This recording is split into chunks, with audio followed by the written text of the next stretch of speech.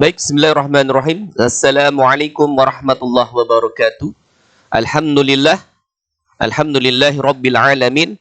Marilah kita panjatkan puja dan puji syukur kita kepada Allah Subhanahu wa taala yang pada kesempatan kali ini kita bisa bertemu, bisa berkumpul di program baru kita, yaitu pelatihan KSM, Kompetisi Sains Madrasah MAN 15 Jakarta untuk mata pelajaran biologi. Baik Sobat Beda, Sobat Biologi emang dahsyat semuanya. Kita akan membahas soal-soal KSM tahun 2018 ya. Kemudian nanti kita lanjutkan 2019 dan terakhir adalah soal-soal KSM tahun 2021 tingkat kabupaten dan kota. Tidak berpanjang kalam, yuk sama-sama kita belajar, sama-sama kita bahas soal nomor 1 KSM tingkat kabupaten kota tahun 2018. Soalnya adalah dua orang siswa madrasah aliyah melakukan percobaan untuk mengamati proses transportasi pada tumbuhan. Mereka memotong batang tanaman lili dan memasukkannya ke dalam cairan yang telah diberi warna merah. Setelah beberapa jam, mereka membuat sayatan batang lili dan mengamatinya di bawah mikroskop. Struktur batang lili seperti terlihat berikut di gambar 1 dan di gambar 2. Pada struktur manakah warna merah akan terlihat? Jadi yang harus kamu tahu di soal ini adalah pertama, tanaman lilinya. Dia monokotil atau dikotil. Oke. Kemudian gambar pertama ini adalah gambar dikotil ya, batang dikotil. Kenapa? Ciri khasnya adalah dia memiliki struktur pembuluh angkut yang bentuknya seperti onigiri. Nah, seperti nasi kepal Jepang nih, onigiri seperti ini. Oke, nanti kita bahas detailnya. Kemudian yang bentuknya seperti wajah orang, kalau dibalik ini, kalau kamu balik gambarnya ya, ini jidatnya, oh mohon maaf, ini dahinya, kemudian ini matanya, ini hidungnya, ini mulutnya, ini adalah ciri khas dari batang monokotil. Oke, itu yang perlu kalian pahami. Agar lebih detail dan lebih mendalam, yuk kita bahas satu persatu. Mulai dari apa sih tumbuhan lili, tergabung ke dalam kelas apa dia? Di monokotil atau dikotil? Oke ya. Tumbuhan lili, kita tahu secara klasifikasinya dia adalah dalam kerajaan atau kingdom plantae, tumbuhan. Divisinya adalah Magnoliophyta. Kelasnya adalah Liliopsida atau monokotil. Kemudian ordonya adalah Liliales. Familinya adalah Liliaceae dan genusnya adalah Lilium, spesiesnya adalah Lilium regale seperti pada gambar ini. Jadi diingat-ingat ini adalah monokotil ya, monokotil. Tapi tetap sebagai pembahasan yang komprehensif, yang menyeluruh, kita juga akan bahas dong batang dikotil itu seperti apa. Oke, ini adalah batang dikotil anak-anak. Cirinya apa? Cirinya batang dikotil itu dia memiliki pembuluh angkut yang bentuknya seperti onigiri, seperti nasi kepal Jepang. Nah, ini diingat-ingat. Dia melingkar sepanjang batang seperti ini. Ini mirip-mirip onigiri, diingat-ingat saja nasi kepal Jepang. Dan ini adalah ciri dari batang dikotil.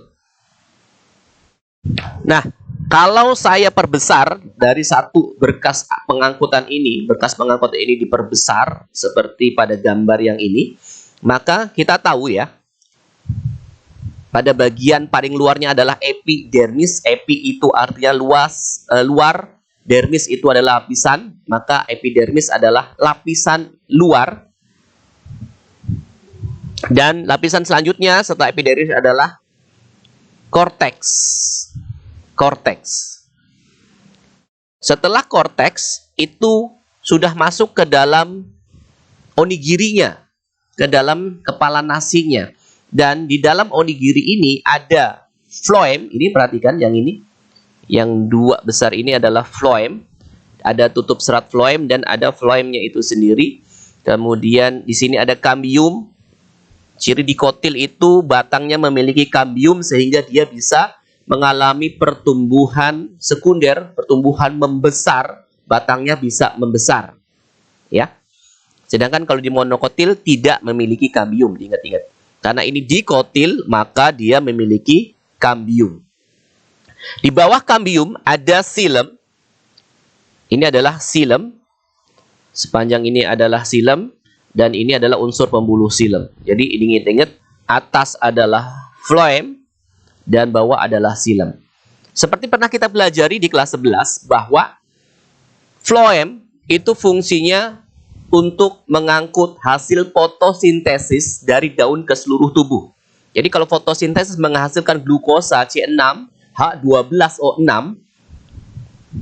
atau sederhananya disebut dengan makanan, maka yang bertugas mengangkut makanan dari daun ke seluruh tubuh, sampai ke akar, sampai ke ranting, dan sebagainya, itu adalah tanggung jawab dari floem.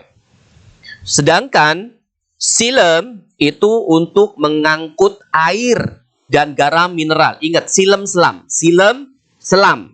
Jadi xilem itu fungsinya menyelam. Menyelam mana? Ke dalam tanah, ke sana. Sampai ke ujung-ujung akar, sampai ke rambut-rambut akar untuk menyerap air dan garam mineral. Oke ya. Jadi kalau di soal itu terkait dengan air, maka pasti yang berperan adalah xilem. Ingat-ingat, di xilem. Oke.